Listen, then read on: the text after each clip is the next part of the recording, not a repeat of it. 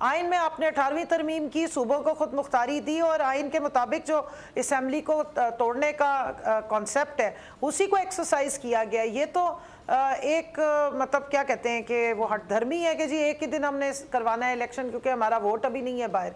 लेकिन क्योंकि एक डेडलॉक पे पोजीशन आ गई है और एक साथ जो मामला है जिस पे मैं सबकी तवज्जो दिलवाऊंगी कि 22 तारीख के बाद से आपकी निगरान हुकूमतें जो है वो फारिग हो चुकी हुई हैं इस आइन के मुताबिक, उनका कोई आइनी रोल नहीं रहा है।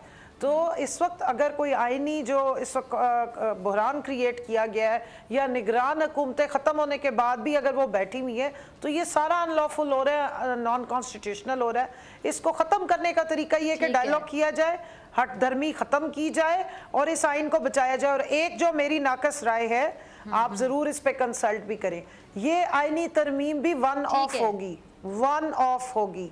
ये ठीक है, मुझे ब्रेक का काजर 1 मिनट में ब्रेक है। आप तीनों मेहमान मेरे साथ मौजूद है, जो कि सिद्दीक बाद में मौजूद है। आपसे एक चीज़ पूछना चाहूंगी कि बहुत से लोगों का ये कहना है आज के जी ये जो मुज़ाकरात का दौर शुरू हो गया तो शायद लेवल प्लेइंग जो फील्ड है वो बन चुकी है, तभी मुज़ाकरात शुरू हो गए हैं। क्या आप कहेंगे इस हवाले से?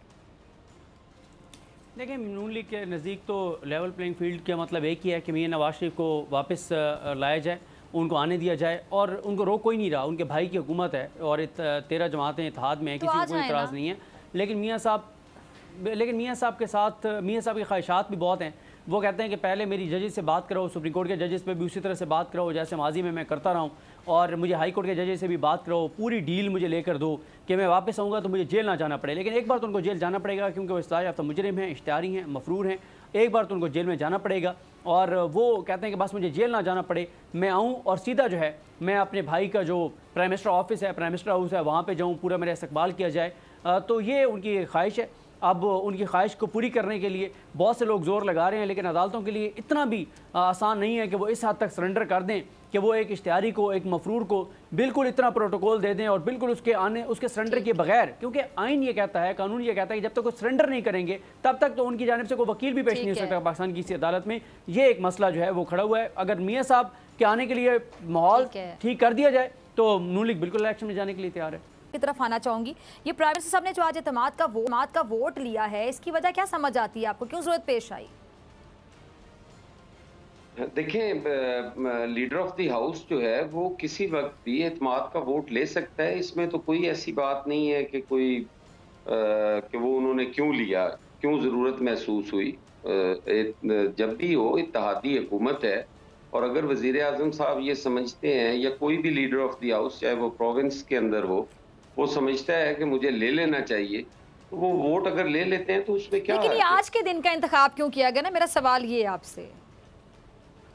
वो कल भी होता तो ये सवाल हो सकता था कि कल का दिन क्यों मुंतखब किया गया। इसके लिए कोई पाबंदी नहीं है, वो किसी टाइम भी ले सकते हैं। वो तो उनका अपना है कि वो उनके इत्तेहादी उनके साथ हैं नहीं है, इसमें कोई ऐसा तो कोई इशू नहीं है। आपकी बात पे अजहर सदीक साहब हंस रहे हैं, आपकी इजाजत से जरा उनसे पूछ लूं कि क्यों मुस्कुरा रहे हैं अजहर सदीक साहब? जी अजहर साहब।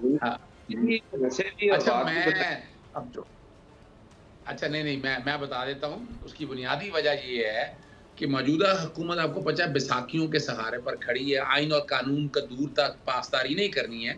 इन्होंने सुप्रीम कोर्ट का जब फैसला आ गया कि पैसे देने, और पैसे कुछ सुप्रीम कोर्ट के नहीं थे, पैसे इलेक्शन कराने के देने, और इलेक्शन का पैसा ये रोक नहीं सकती, इनका बाप भी रोक नहीं सकता है। पार्लियामेंट का क्या ताल्लुक इस सारे मामले में? सरकार का पैसा है, ये कोई अपना गवर्नमेंट ने जेब से देना है, और इलेक्शन कराने के लिए जितने मर्जी पैसे इलेक्शन कमीशन मांगे वो देने पड़ेंगे, उसका ऑडिट होता रहेगा बाद में। अब हुआ क्या, इन्होंने बड़ी जल्दबाजी में ये काम कर दिया, एक मनी बिल की शक्ल में आर्टिकल 84, आर्टिकल 74 की ग्रांट को पार्लियामेंट के सामने ले गए।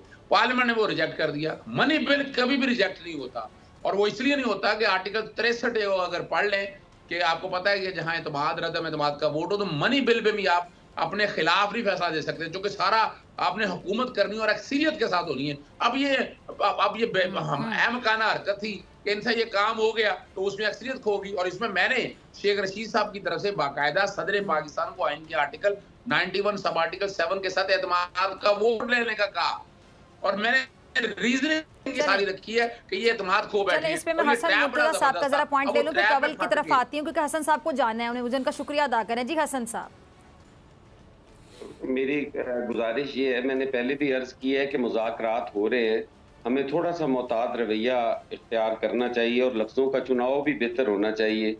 इस किस्म के अल्फाज के किसी के बाप का पैसा नहीं है और ये मुनासिब नहीं है। बाकी उनको रोका तो नहीं जा सकता, वो तो उनका हक है और वो ये हक पूरा भरपूर इस्तेमाल करते हैं।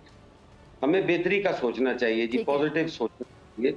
ये सारी चीज़ें जो हैं ये अपने मुज़ाकरात के जो उनके लोग हैं, जो टीम है, उसको बताएं जी कि ये चीज़ें गलत हुई हैं, उन्हें दुरुस्त किया जाए।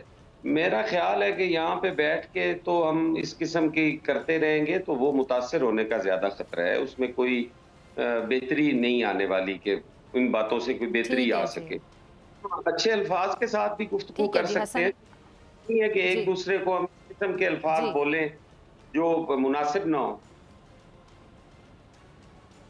ठीक है हसन मुर्तज़ा, बहुत शुक्रिया आपके वक्त के लिए। अच्छा कंवल, मैं अब आपकी तरफ कंवल और अज़हर सदीक साहब मेरे साथ मौजूद हैं। अब कंवल, वज़ीर-ए-आज़म साहब ने जो आज एतमाद का वोट लिया, टाइमिंग के हवाले से बड़ी डिस्कशन हो रही है कि आज के दिन का इंतखाब क्यों किया गया। आपको क्या समझ आती है, क्यों ज़रूरत पेश आ गई आज के दिन ही एतमाद का वोट लेने की?